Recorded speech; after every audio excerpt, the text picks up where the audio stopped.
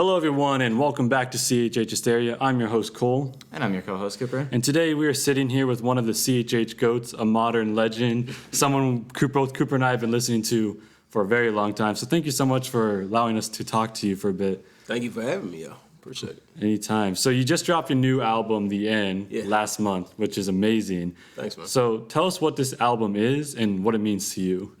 Yeah, this is my seventh album, I believe. Yeah, it's my seventh one. So that feels to me like, I'm very grateful. You know, somebody asked us at the Q&A the other day, like, what was the biggest change when you were just making music for fun to getting to do it as your career? And for me, I just feel very grateful that the thing that I would be doing if no one cared or if I didn't make a dollar from it is the thing I get to do to provide for my family too. You know, like I get to devote a lot of time to it. And so this is The End. Really excited about it. It's my first album in a while.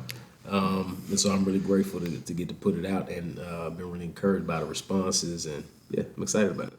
Yes, sir. It's a very good album. Something I really loved about the album was the production. So I was like super impressed when I heard that you had your hand in the production. Yeah. So that you learned to do it. So what did that process look like? Was it hard to learn? What made you want to learn to do that?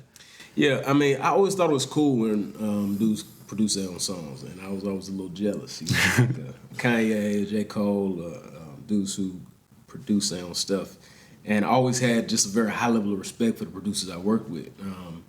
But I always thought, but this isn't something that I could do. Like, I made some beats when I was real young and starting to do stuff and didn't know a lot of producers. But as soon as I met some more producers, I was like, I'm not good enough to do that, so I'll just move on. And I was assuming it was something I couldn't do. And so, long story short, a few years ago, I started to want to work on some different kinds of ideas that I didn't want to wait on people to send me beats for. So I was like, maybe I'll just learn some like chord progressions, just enough to be able to just start without other people.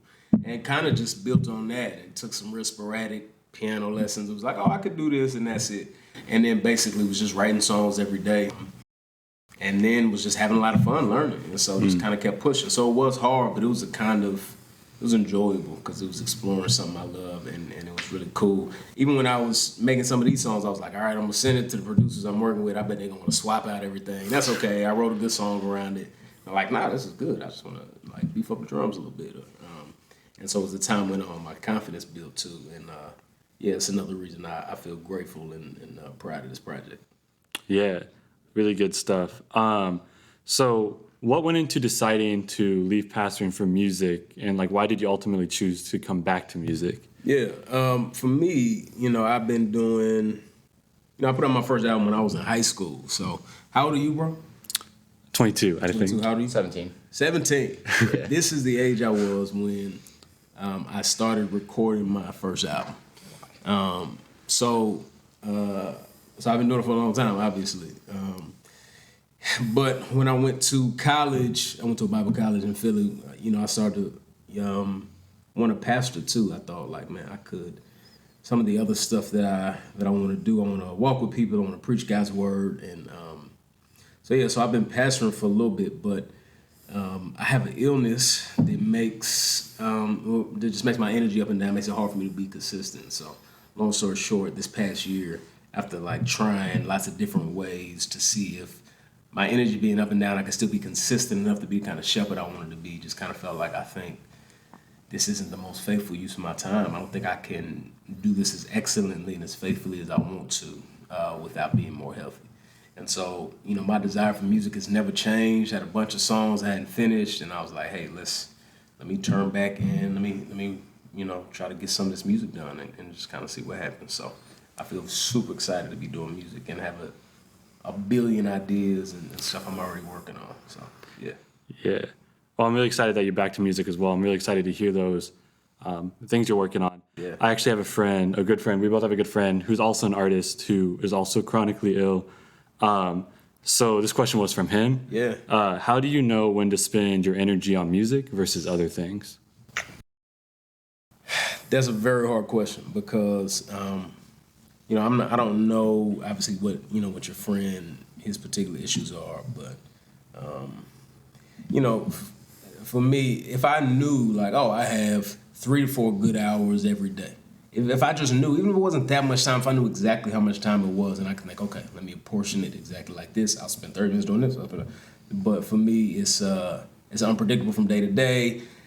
So that makes it hard. And so a lot of it for me is trying to make a faithful decision in the moment based on what's on my plate. So for me, it's like, for instance, I can't neglect my family thinking, oh, my album's almost due. I know I don't have that much time, energy-wise, so the only thing I'm ever going to care about is this music, and neglect my family. I can't do that. It's not something people can find other rappers. My kids cannot find another father. My wife is not going to have another husband. I'm it for them. And so there's always these decisions of trying to be most faithful in the moment based on what you can tell. And one of the things having this illness for me does is it reminds me I'm not in control. I'm not omniscient. I don't know all things. And so I have to try to be most faithful in the moment. And then I have to learn wherever I can to try to navigate best each day. And so part of it for me is being gracious with myself when I'm not able to do all the things I want to do, or even that I've said I would do. And that's still something I'm growing in. Yeah, for sure. Yeah. So you mentioned it already, but so you mentioned that you have been recording albums since you were like 17 or 18, so in high school. So obviously you've been involved in the CHH culture and community for a long time. Yeah. So how have you seen it evolve, like over your tenure here? Yeah, man. I don't even know what to say. It's just a completely different world. When I'm like 15, 16, really into Christian hip hop, starting to really get into Christian hip hop, my first move is I go to the Christian bookstore. I just buy the stuff I see there. I don't know who nobody is except maybe Crossman, my youth pastor told me about them. But I'm just buying random stuff. Most of it I didn't really end up liking. I tried to convince myself I liked it just because it was all I had, but after a while I was like, I'm not rocking with this. And then there were like some websites where I could get other stuff, other people I like. So if I want to like, and this was before I was even able to just buy my stuff on iTunes. Like I was going to this website, south.com/bus shop. It was like they had some of the other stuff I wanted to listen to and was checking out. It was much harder to find a lot of good Christian hip hop. That was one of the biggest differences.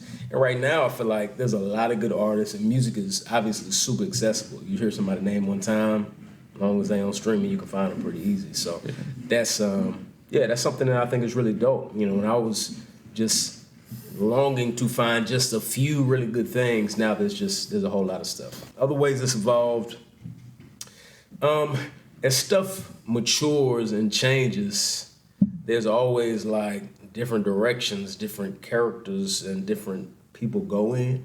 And one of the things that I think is like over the time I've seen pendulum swing in terms of how people think we're supposed to do Christian hip hop.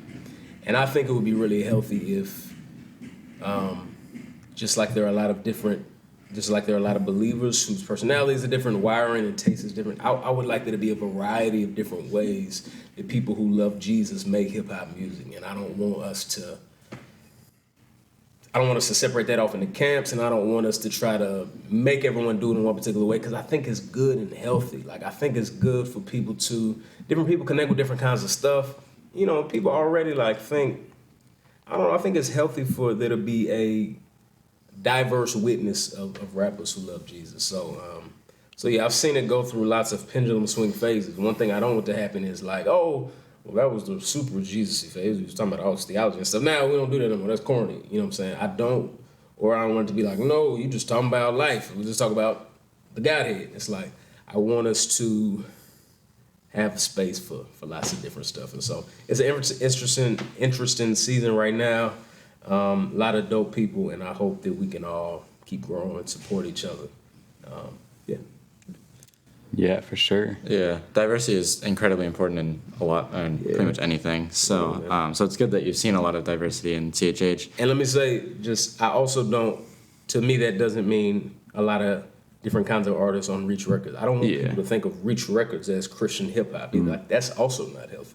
You know what I'm saying? Like that's one of the things that I like about KB doing his own thing. It's like I want there to be all these different spots where people are killing it in different ways in different spaces while loving and supporting each other. So yeah, that's really good. Yeah. So who are some smaller CHH artists that are not on Reach specifically that you enjoy listening to and think that are like up on the rise?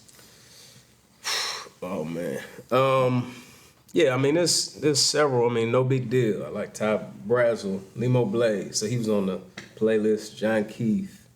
Yeah, and you know, one of the dope things is like, I keep finding out about new people like every other day. You know what I'm saying? That's one of the dope things about being on tour sometimes too. Is like, somebody be playing something. I'm like, who is that? It's like, oh, this. I'm like, dang. So I really love. There was some stuff even like on the summer playlist that like I didn't know about Portia before that. Who was on the song with One Day That Don't Worry About It. Like, it was people on the playlist that I'm like, I'm listening to the 116 summer playlist, and I didn't know some of these artists.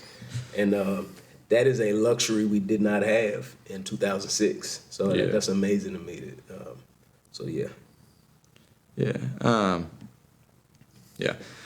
So then, so kind of more specifically, what are some albums that you have been enjoying recently, if you have been listening to any?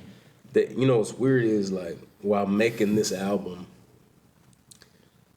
my head has been so buried in getting the album done. Yeah. I haven't been listening to a whole lot of other stuff. So yeah, so I don't really have a lot of good answers for that one right now. Yeah. I mean, my head's been so buried in this record, and I'm grateful that it's done. So my wife is also grateful. I bet. So we like to end off our interviews with like a more of a lighthearted note. Yeah. So I just found a silly question online, or kind of a dumb question. So if you could merge two different animals to create the ultimate animal, what two animals would it be? Oh my goodness. A cheetah, because they're fast and that's just dope. I mean, that's good reason. That's fair enough. Yeah. I saw a video the other day of a cheetah running. It was slow motion and just like, it's like, man, God is dope. Just the way they are. Animals, it's like, Lord, you didn't have to make all these different. You didn't have to like put a beautiful print on this animal. You know what I'm saying? What else? The muscle in the cheetahs, though. Yeah. Wow. Things are. What would I mix it? I don't know. A hawk. I don't know. I'm just making stuff up at this point. But yeah. Yeah. Cheetah and a hawk. I could see that. Flying cheetah, like a super Yeah, fast. man, when you need to come down, you can still. Yeah. He's a good animal. He rules the ground and the air. That's right. You know, overpowered. That's crazy. Thanks, But yeah, thank you again for coming on, Triv. It means a lot, and I'm sure your album's touching a lot of people. You know, a lot of people we talk to, everyone we're talking to really loves it. So that. yeah, be sure to check out The End, leave a comment on your favorite Trip Lee song, and until next time.